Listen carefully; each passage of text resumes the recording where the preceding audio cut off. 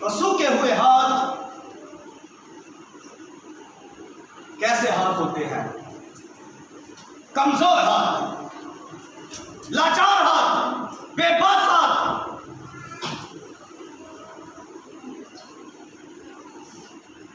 इसलिए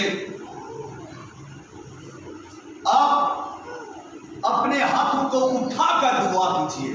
इब्लीस नहीं चाहता कि हम हाथ उठाएं।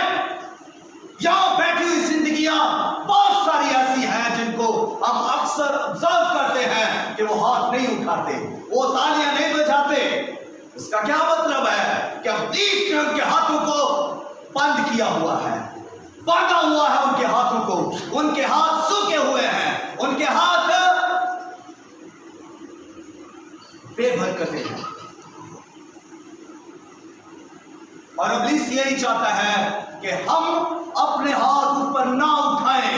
जब हम अपने ऊपर हाथ उठाते हैं, पहली बात हम फतह का ऐलान करते हैं। हम अपने हाथ जब ऊपर उठाते हैं तो हमारे लिए ऊपर से मदद आती है। जब हम अपने हाथ ऊपर की तरफ उठाते हैं तो फिर हम इब्लीस को ललकारते हैं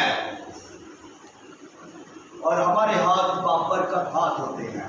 जब हम हाथ ऊपर उठाते हैं तो फिर हमारे हाथों में जिंदगी होती है, हमारे हाथों में कुव्वत होती है, हमारे हाथों में जोर होता है। और जब हमारे हाथ ऊपर उठते हैं, इब्लीस थरथराता है, इब्लीस डरता है, इब्लीस कांपता है, क्योंकि आपके हाथों में वो कुव्वत खुदा ने रखी है, आपके हाथों में वो जोर रखा है जो इब्लीस को मार सकता है, इब्लीस को शिकस्त दे सकता है। आपके हाथ में वो ताकत है,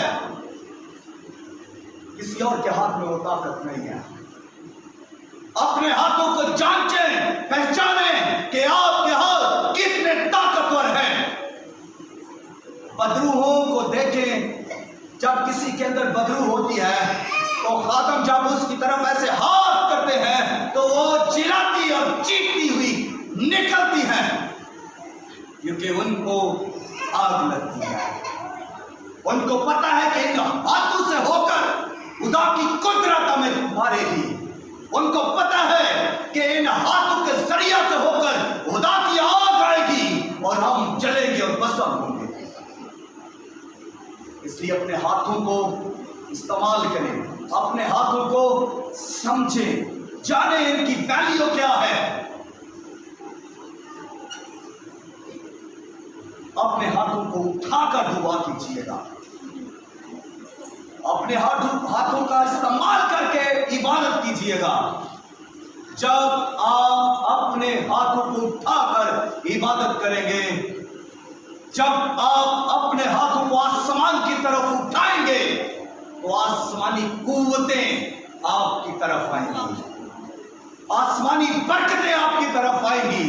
जब आपके हाथ ऊपर उठाए हुए होंगे तो आसमानी रहमतें, बरकतें, कुव्वतें आपकी तरफ आएंगी।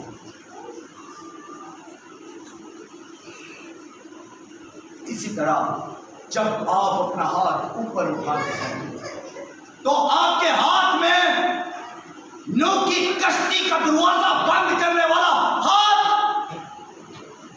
यरीहो की दीवार को गिराने वाला हाथ और कुलसम को चीर देने वाला हाथ, बनी इसराइल की मदद करने वाला हाथ, बनी इसराइल की मुहाफत करने वाला हाथ और दानियल को शेरों से बचाने वाला हाथ और दानियल के दोस्तों सिद्रक, मिशक, अबदनगो को आग की भट्ठी में से निकाल लाने वाला हाथ, पलूस और सिलास की बेड़ियों को तोड़ देने वाला हाथ